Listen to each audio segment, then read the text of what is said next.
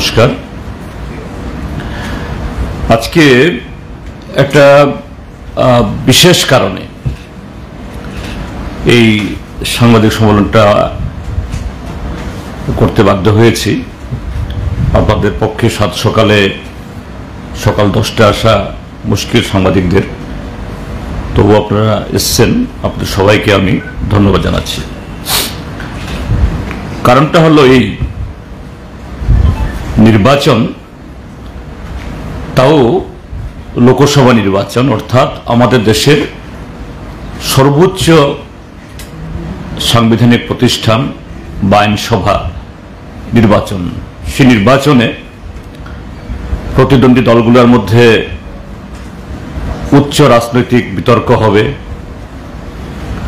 কর্মসূচির ব্যাখ্যা হবে এবং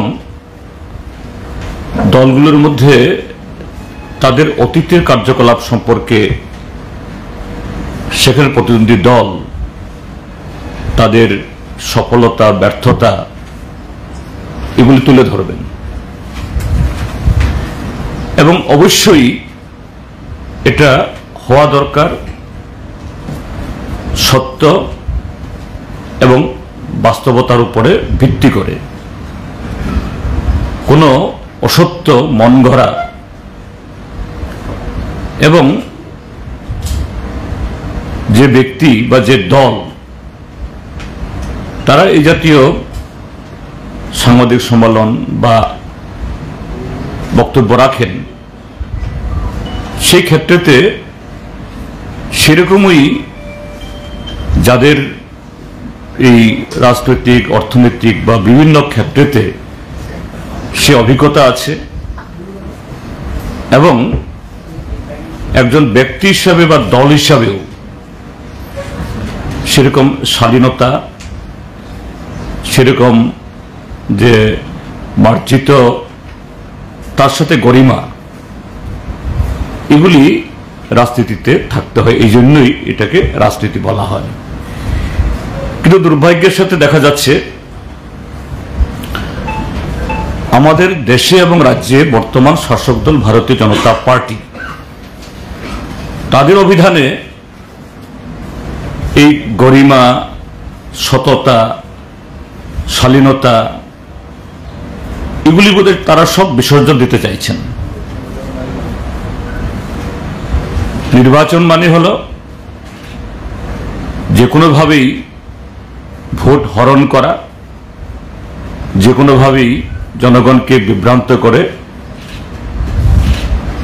ভোট নেওয়ার কৌশল তৈরি করে ভোটে যাতা, এটাই তাদের রাজনৈতিক সংস্কৃতি। যেমন আমাদের মাননীয় প্রধানমন্ত্রী বলছেন প্রতি 2 দিনে দেশে একটা এইমস তৈরি হচ্ছে, 3 দিনে IIM তৈরি হচ্ছে, 4 দিনে IIT তৈরি হচ্ছে।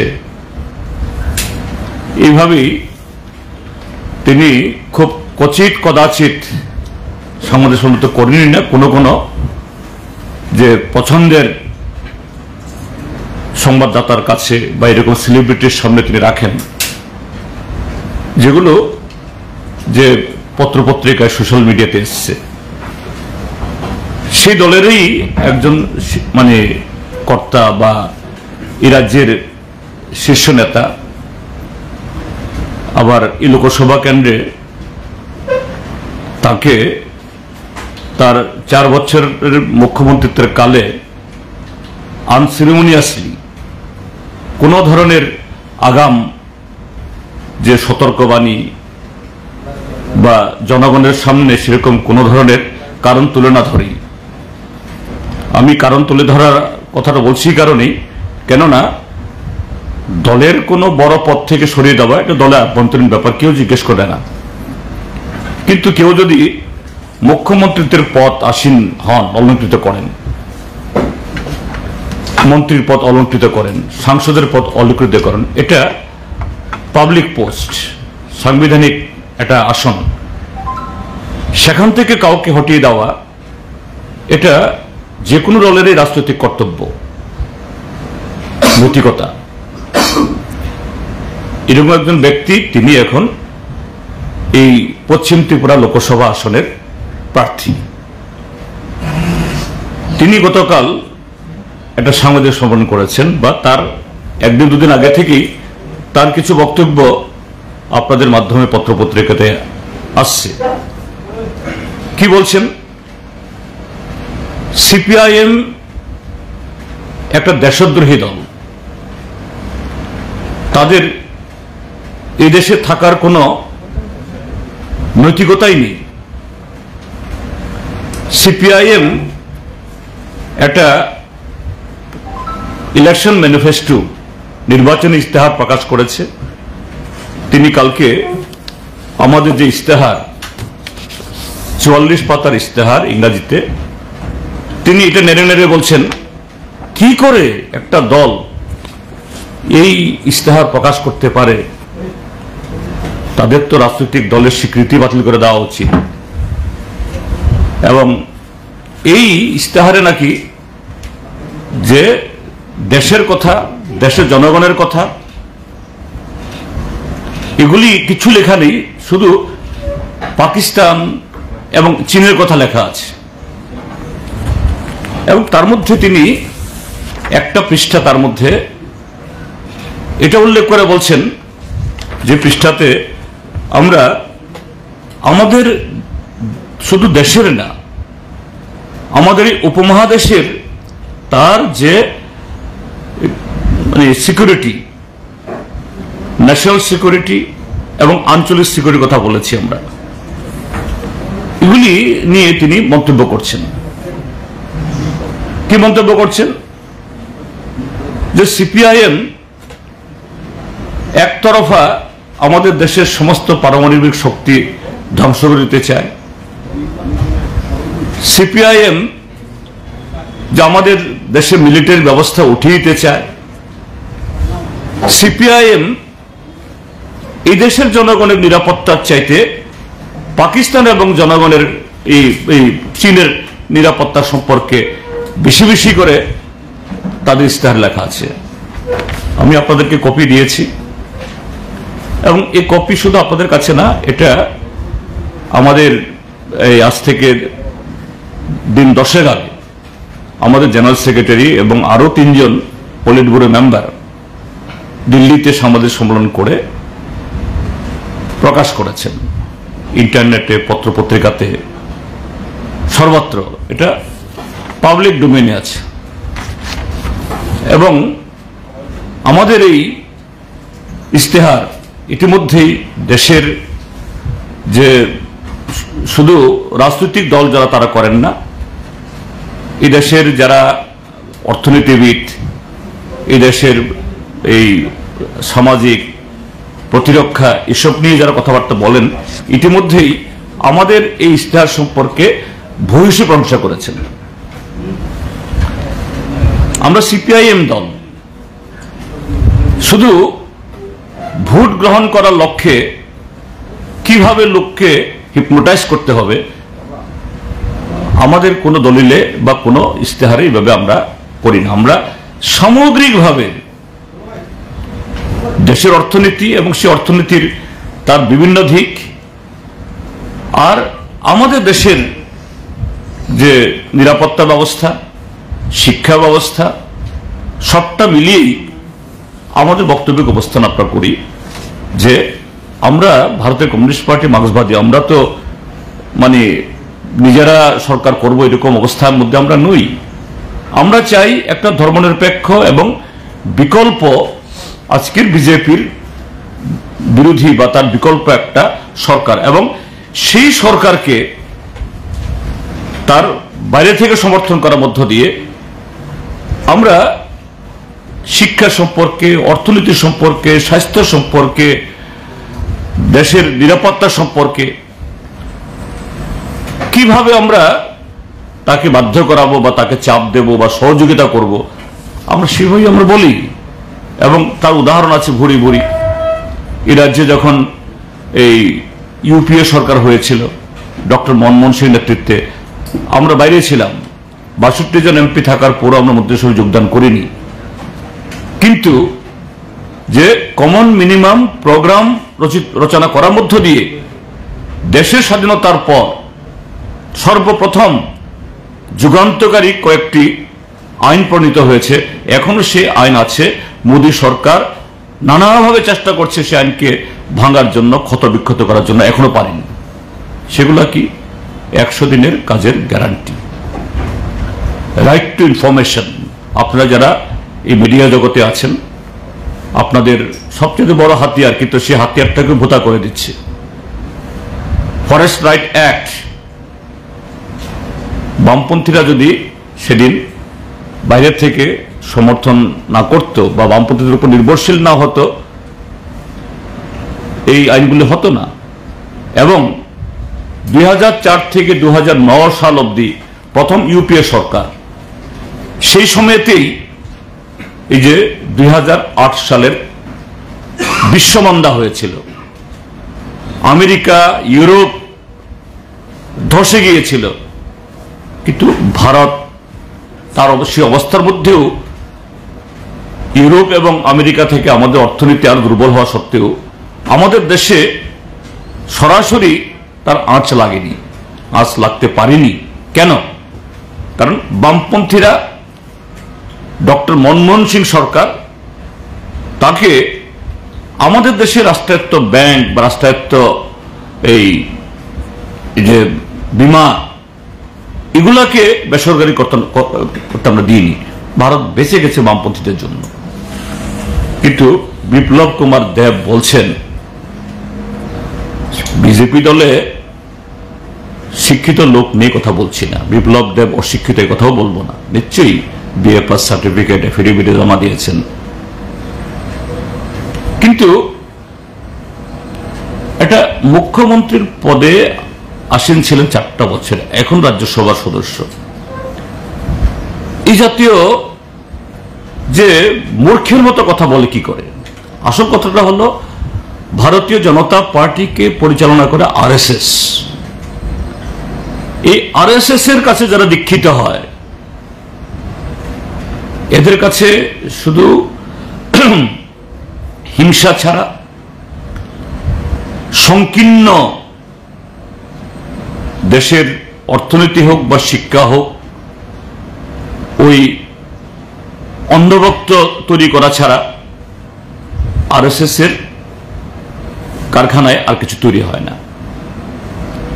তাদের প্রধানমন্ত্রী যেমন নরেন্দ্র মোদী বলেন, 2 দিনে একটা এইমস তৈরি হচ্ছে, 3 দিনে একটা আইএম তৈরি হচ্ছে, 4 দিনে একটা আইআইটি তৈরি হচ্ছে।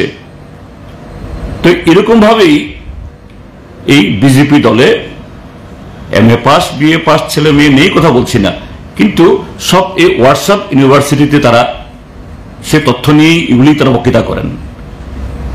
বিপ্লব দেবও সেই হোয়াটসঅ্যাপ ইউনিভার্সিটির এক মানে যোগ্য একজন ব্যক্তি, সেভাবেই মুখ্যমন্ত্রী হয়েছেন।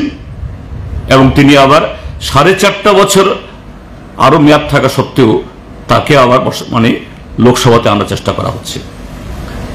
আমি এই জায়গাতে বিপ্লব দাকে বলবো, প্রার্থীদের বিরুদ্ধে আমরা ব্যক্তিগত বলি না, কিন্তু ত্রিপুরাজ্যের রাজনৈতিক সংস্কৃতিতে বিগত কয়েক দশকে যে কয়েকজন রাজনীতিক এখানে হিংসা, ভোটে কারচুপি এবং বিভাজনের রাজনীতি এনেছেন, এর আগে সন্তোষ মোহন দেবের এই তার কৃতিত্ব ছিল, যার নাম পড়েছিল সন্ত্রাস মোহন দেব নামে। আর তার প্রায় আরো 35-40 বছর বাদে এই বিপ্লব দেব সেখানে তার নতুন সংস্করণ, এই রাজ্যে বাইক বাহিনী, হেলমেট বাহিনী, বিরোধী দলের অফিস কাছারি ভেঙে দেওয়া। এবং এই কদিন আগেও একটা জনসভায় দেখছিলাম তিনি বক্তৃতা করছেন, যে গর্ব করে বলছেন আমি বিরোধী দলের 900 পার্টির অফিস ভেঙে দিয়েছি। আপনাদের চ্যানেলগুলোতে দেখেছি। এইভাবেই নাকি ত্রিপুরাজ্যের মধ্যে যে অবৈধ রাজনৈতিক ব্যবস্থা হতো, আর তিনি এসে তার সংস্কার করেছিল। আমি দেখাবো আপনাদেরকে। এই বিপ্লব দেব একদিকে যখন বিরোধী দলের পার্টি অফিসগুলো ভেঙেছে, সারা ত্রিপুরাজ্যে বিজেপির অসংখ্য অফিস এরকম করে এখন মাথা তুলে দাঁড়িয়ে আছে, এগুলো থেকে নির্বাচনী কাজকর্ম চালাচ্ছে। এগুলোর উপরে আমি মাননীয় আদালতে, হাইকোর্টে একটা রিট পিটিশন করেছিলাম, এই এফিডেভিট জমা দিয়েছিলাম। এই এফিডেভিট বলে সেখানে এফিডেভিটের এই রিটটা হয়েছে হলো আদালতের তরফ থেকে, ইয়েতে এই রিটের নাম্বারটা হলো WP within bracket C PIL 21 of 2019 in the high court of Tripura Agartala. অর্থাৎ হাইকোর্টের একটা এরকমই একটা PIL হয়েছিল। এই PIL ইয়েতে আমি CPIM দলের তরফ থেকে একটা তথ্য জমা দিয়েছিলাম এফিডেভিট করে, যে সারা ত্রিপুরা যে ধর্মনগর থেকে সাবরুম অব্দি অসংখ্য বিজেপির অফিস এবং তার শাখা সংগঠনগুলো, BMS, তারপরে বিবেকানন্দ, কি জানি বিচার মঞ্চ ইত্যাদি ইত্যাদি, যদি CPIM এবং অন্যান্য দল যারা 40-50 বছর আগে, কংগ্রেস দলও আছে, যেহেতু ত্রিপুরাজ্যের মধ্যে 60% জমি ফরেস্ট এরিয়াতে, তো সেরকম ভাবে ত্রিপুরাজ্যে শুধু পার্টি অফিস না, বাজার, হাসপাতাল, অফিস, স্কুল ইত্যাদি বিভিন্ন প্রতিষ্ঠান গড়ে উঠেছে। সেগুলো যদি বেআইনি হয়, সরকার বিরোধী দলের অফিস দেখে দেখে ভেঙে দিয়েছে, তাহলে বর্তমান শাসক দল তাদের অফিস থাকতে পারে কি করে? আমার সেই এফিডেভিটের পর মাননীয় আদালত সরকার পক্ষকে নির্দেশ দিয়েছে যে সরকার পক্ষও এরকম এই মুহূর্তে কটা অফিস এরকম খাস জায়গা দাঁড়িয়ে আছে। নাম বললে অনেক সময় লাগবে, আপনারা অন্যখানে যাবেন, দেখুন এত বড় একটা তালিকা আসছে। বিভিন্ন ডিএমরা আদালতে জমা দিয়েছে, এটা আদালত থেকে কপি এনেছি আমি। সংখ্যা অসংখ্য, এটা নাই করে তো এই 4 থেকে 500 সংখ্যা হবে, এবং সবগুলি হলো বিজেপির অফিস। কে দিয়েছেন জমা? ডিএমরা। 8 জন ডিএম এর কাছ থেকে আদালতের কাছে দাখিল করেছে, এগুলি সব বিজেপি অফিস। তো এই হলো বিপ্লব কুমার দেব। তার চোখে আজ থেকে 40, 50, 60 বছর আগে খাস জমিতে বাজার গড়ে উঠেছে, হাসপাতাল গড়ে উঠেছে, স্কুল গড়ে উঠেছে, মন্দির গড়ে উঠেছে, পার্টি অফিসও গড়ে উঠেছে, সব দলের পার্টি, এই না যে শুধু CPIM এর। কিন্তু শুধু CPIM এবং বিজেপি বিরোধী দলের পার্টি অফিস ভেঙে ফেল, বুলডোজার দিয়ে ভেঙে দেওয়া হলো, আর তার আমলেই গড়ে উঠেছে এই বিপ্লব কুমার দেব। ত্রিপুরাজ্যের রাজনীতিতে এরকম একজন, কি বলে, চেতনার দিক থেকে যে একটা এই সর্বভারতীয় রাজনৈতিক দল, 44 পৃষ্ঠায় আমাদের এই ইস্তেহার, তার ইংরাজি তো একটা শব্দ বুঝেছেন কিনা জানি না, BA পাস হতে পারে, কিন্তু জ্ঞানের পরিধি যে কি এটা তিনি প্রমাণ করে দিয়েছেন এই যে গত কদিনের ইয়েতে। আমি এই জন্য বারবার বলছিলাম যে কেন 4 বছরের মাথাতে বিপ্লব কুমার দেবকে মুখ্যমন্ত্রীর পদ থেকে হটানো হয়েছিল। এটা ত্রিপুরাজ্যের ভোটারদের সামনে তুলে ধরা হোক, কেননা তিনি শুধু দলের পদাধিকারী ছিলেন না, এটা হলো আমাদের কোনো বক্তব্য না, তিনি মুখ্যমন্ত্রী পদে ছিলেন। তার অপরাধটা কি ছিল? বিজেপি তার মধ্যে অনৈতিকতা কি দেখেছিল? তিনি বড় বড় কথা বলছেন এইভাবে, তো এটাই হলো আমার মূল বক্তব্য, যে হোয়াটসঅ্যাপ ইউনিভার্সিটির এই সমস্ত এই থেকে তথ্য নিয়ে যারা বলছেন ত্রিপুরা রাজ্যের মানুষ তাদেরকে প্রত্যাখ্যান করবেন। এইভাবে কমিউনিস্ট পার্টির অফ ইন্ডিয়া মার্কসিস্ট, যার স্বাধীনতা সংগ্রামে এবং স্বাধীনতার পর দেশের সার্বভৌমত্ব ঐক্য সংহতি রক্ষায় যাদের বিশাল ভূমিকা, কত অবদান, কত হাজার মানুষ আমরা রক্ত দিয়েছি, এ সম্পর্কে এই দামোদর বিনায়ক সাভারকারের শিষ্যদের এইভাবে প্রশ্ন তোলা, আঙুল তোলা, এটা সেই নৈতিকতা তাদের নেই। এটা দুর্ভাগ্যজনক। ত্রিপুরা রাজ্যের মানুষ তার সেই বক্তব্যকে এইভাবেই প্রত্যাখ্যান করবেন আমি আশা করি।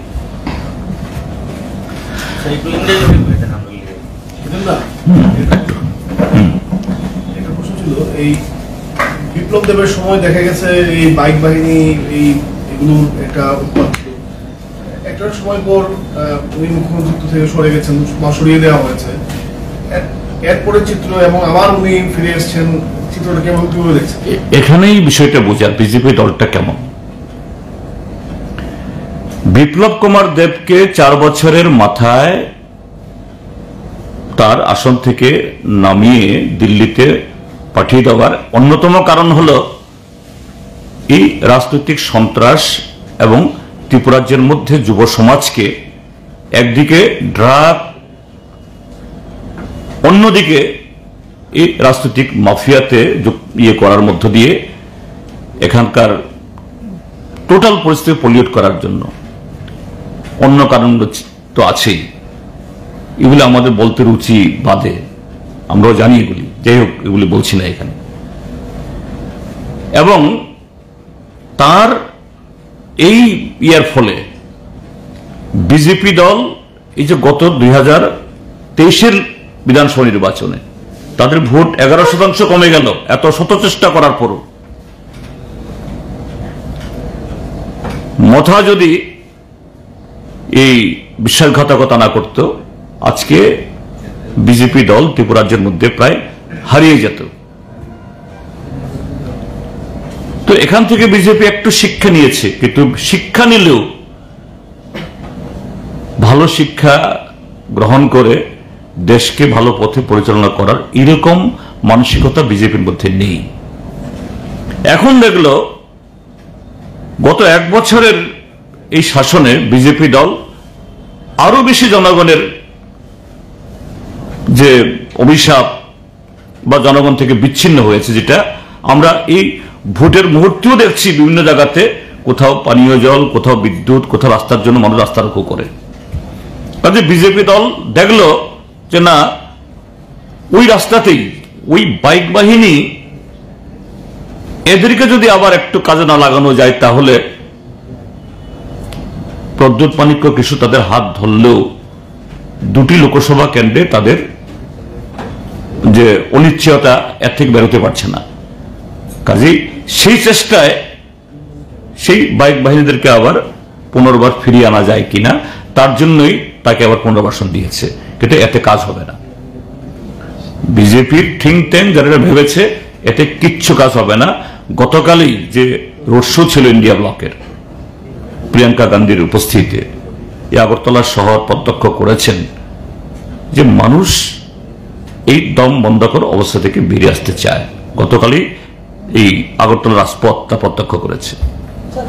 কদিন আগে বিজেপির প্রাক্তন একজন বিধায়ক ওই দল ছেড়ে কংগ্রেসে যোগ দিয়েছেন এবং বলেছেন যে বিপ্লব দেব প্রার্থী, উনি নাকি 10টা ইংরেজি বলতে পারেন না। তো আপনি বলছেন যে এই 44 পাতার ইংরেজি ম্যানিফেস্টো পড়েছে কিনা, ওনার বিএ পাস সার্টিফিকেট জমা দিয়েছে, এ নিয়ে কি সন্দেহ আছে কিছু? না, আমি সার্টিফিকেট সম্পর্কে আমি সন্দেহ আমি প্রকাশ করছি না। তবে তুমি বললে, প্রশ্ন করে বলতে হয়, পূর্ব ত্রিপুরা আসনের প্রার্থীর ইয়ে সম্পর্কে তিনি সন্দেহ তৈরি করেছেন, আমাদের না। আমি সেদিন বলেছি যে 2018 ইংরাজির এফিডেভিটে বলেছে 1992 ইংরেজিতে আমি লরেটো কনভেন্ট থেকে 10th পাসও বলিনি, আমি 10 ক্লাস অব্দি পড়েছি। আর 2024-এর এফিডেভিটে বলছে আমি Meghalaya high school leaving certificate পেয়েছি 1990 ইংরেজিতে, আরো 2 বছর পিছিয়ে গিয়ে বলছেন। কাজেই ওটা সম্পর্কে আমাদের সন্দেহ, এই জন্য আমরা বলেছি আমরা। আর কোন প্রার্থী এরকম ভাবে তার এফিডেভিট যদি ভুল দেয়, তথ্য যদি ভুল দেয়, তাহলে নির্বাচনী নিয়মেই পাশ করলেও ফেল করলেও তার সদস্যপদ যাবে। আমরা এখন রাজনৈতিক লড়াই করছি, যদি আইনি লড়াই যদি করতে হয় আগামী দিনের জন্য আমরা ভাববো, এটা এখন আমরা ভাবছি না। আর বিপ্লব কুমার দেব তো তার যে বক্তব্য, তার বক্তৃতা এই মুখ্যমন্ত্রী থাকাকালীন সময়তেও যে সমস্ত বক্তব্য রেখে তিনি ওই ভারতবর্ষের রাজনৈতিক চাটুকারদের জোকারের তালিকায় পড়েছেন, এটা তো ত্রিপুরা মানুষ জানেনি। কাজে এগুলি সব হলো হোয়াটসঅ্যাপ ইউনিভার্সিটির তথ্য, এটা বাস্তব তথ্য না। আর আমাদের এই ম্যানিফেস্টো পরে বুঝার জ্ঞান তার নেই, কাজে এটা বলে লাভ নেই।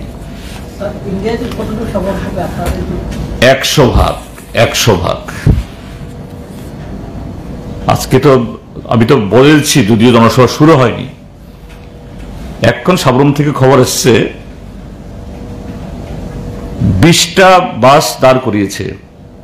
এই একটু আগে, আমি এখানে আসার আগে আমাকে ফোন করছিল একজন, 20টা বাস দাঁড় করিয়েছে, কোন রকমের 6টা বাসে লোক ঢুকে পাঠিয়েছে, বাকি 12টা বাস আর আগতলমুখ হয়নি। আমার যেহেতু আমার বিধানসভা কেন্দ্র, আমার মহকুমা, খোঁজ নীতি বিজেপির লোক কত আসলো, বলছে 20টা বাস আছে, 6টা বাস গেছে আর 12টা বাস স্ট্যান্ডে চলে গেছে। হ্যাঁ, মেসেজ হলো ভারত দেশের মানুষের সাথে এই ত্রিপুরার মানুষও বিজেপিকে ক্ষমতা থেকে হটিয়ে আমাদের দেশকে রক্ষার, সংবিধান রক্ষার জন্য দৃঢ় প্রতিজ্ঞ। বিজেপি গণতান্ত্রিক পথে গিয়ে জনগণের এই রায় সে কখনো স্বীকার করে না, এবারও করতে চাইবে না, নানা ধরনের ফন্ডি সৃষ্টি করতে পারে। আমার আবেদন থাকবে, সকাল সকাল আগামী 19 এবং 26 ঘর থেকে বের হন। যে কোনো পবিত্র কাজ আমরা সকালে ঘুম থেকে উঠে স্নান করে আমরা করি, এটা সবচেয়ে বড় পবিত্র কাজ। কাজে সেদিন করুন, বিজেপির পতন অনিবার্য।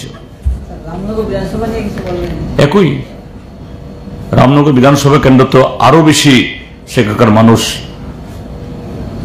জবরদস্তি করে এদের আই কার্ড, তারপরে কমিশন যে এই দিয়েছে, এগুলি ভোটার স্লিপ বিলি করছে, এগুলো নাকি তুলে নিয়ে যাচ্ছে। তো পরাজয়ের আতঙ্ক কিভাবে এদের মনকে গ্রাস করেছে, এটাই তো বোঝা যায়। স্যার, স্পেশালি ফর টিপ্রাসাদের কি বার্তা দিতে চাইবেন আপনি? চিনি টিপ্রাসা তাকো বুকর স্থানীয় ও কক সানান নাইও টিপ্রাসা হিনই থাংনাই বিশিদক আইপিএফটি এবং আবনি হল ত্রিপুরা মথা ত্রিপুরা সর্বথংকা চিনি ত্রিপুরা হানি যত লোকর্ণথংকা। যে বিপ্লব দেব এই 8 জানুয়ারি 2019 बांग्लादेशी इसको हम हटाएंगे, वो विप्लव देव मेरा परम मित्र हो गया। अभी एडीसी এলাকাতে গিয়ে বলছে, আমাদের ট্রাইবাল এলাকাতে গিয়ে, বিপ্লব দেব মেরা মিত্র, যে মিত্র তোমার লোককে গুলি করে পৃথিবী থেকে সরিতে চায়, আর সেই বিপ্লব দেব এখন পরম মিত্র, শুধু মিত্র না। কাজেই চিনি ত্রিপ্রাসা তাকু বুখরব আপু বুচিদি, হ্যাঁ চিনি রাজানি বুসুক রাজবানী চেরাইব বনসুং বরম গাইও হামবা হাম যাব কিন্তু চিনি থিনাংন, চিনি সিনিনুংন, চিনি হান, চিনি মান্থাইন আমটি খাই ফালিরিউই ব বিজেপি হাই দলন হাফাঙ্গ নারং নাই তাই বাইसा दिल्लीও আবো খাইনানি বাগै सुबाजो खायनाय आबोनो त्रिपुरा सरक जों मानिमानिया जे सिनि जे सेल्फ रेसपेक्ट गोनां बरक सागना हामजांनाय बरक दफान हामजांनाय बरक केबो आबोनो गसिमानिया काजे आनि अबतंनाय व्यक्तिगतभावे प्रार्थी बाय दलनि नेता बाय चिनि कोनो केना करी कोनो आरि करी किन्तु आबो चिनि फ्यूचार चिनि थिना चिनि हानि देशनि आबोनि बागै जों जत्न गोख्रों माबासानाय স্যার আরেকটা বিষয় লাস্ট টাইম যখন প্রধানমন্ত্রী এসেছিলেন আমাদের ত্রিপুরা রাজ্যে তখন তো ত্রিপুরা মতারা কালো পতাকা দিয়ে বিরোধিতা করেছেন এখন মোস্ট ওয়েলকাম কি বলবেন এই বিষয়ে সেটাই তো বলছি ত্রিপুরা মথাই হোক আর ভারতীয় জনতা পার্টি হোক এরা হলো যে এদের চিন্তা ভাবনা কর্মসূচি স্লোগানের মধ্যে সর্বত্র একটা পরস্পর বিরোধিতা এরা দিনকে রাত বলে রাতকে দিন বলে আমি তো একটু আগে বললাম যে এই বিপ্লব কুমার দেবকে বলছিল ত্রিপুরা তাদের সবচেয়ে বড় শত্রু আর এখন বলছে সবচেয়ে বড় মিত্র এবং সেদিন কুমারঘাটে কি বলল এখানে একটা বছর আগে কি বলছিল এই যে চললামে দাঁড়িয়ে ये मेरा अंतिम राजनीति का मंच होगा हम राजनीति छोड़ देंगे पॉलिटिक्स में कुछ होता नहीं है ये भारतीय जनता पार्टी त्रिपुरा को कुछ नहीं दिया ये ठकाई पार्टी সেদিন কুমারঘাটে শুনলাম आदरणीय गृह मंत्री जी आप हमको बहुत कुछ दिया है 11 मास आगे कुछ नहीं दिया हमको खत्म करने के लिए कोशिश हो रहा है और 11 मास बादे माननीय गृह मंत्री जी आप हमको बहुत कुछ दिया है क्या दिया है बहुत कुछ तो সেজন্যই বলছি যে আজকে তখন কালো পতাকা এখন আবার দুহাত তুলে প্রশংসা এটা কদিন বাদে তারা নিজেদেরকে অস্বীকার করবে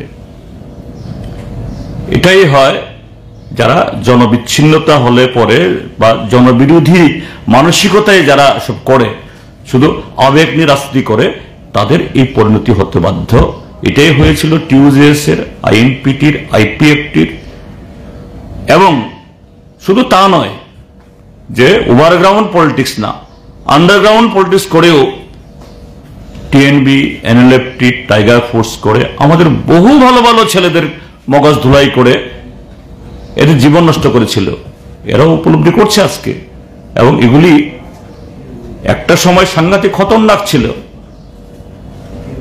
আজকে এগুলি তার দাঁত নখ নেই একটা শক্তি এইভাবেই ত্রিপুরা রাজ্যের মানুষের সামনে এদের সম্পর্কে বা এদেরকে আমরা দেখছি এবং তাদের পরিণতিও তাই হবে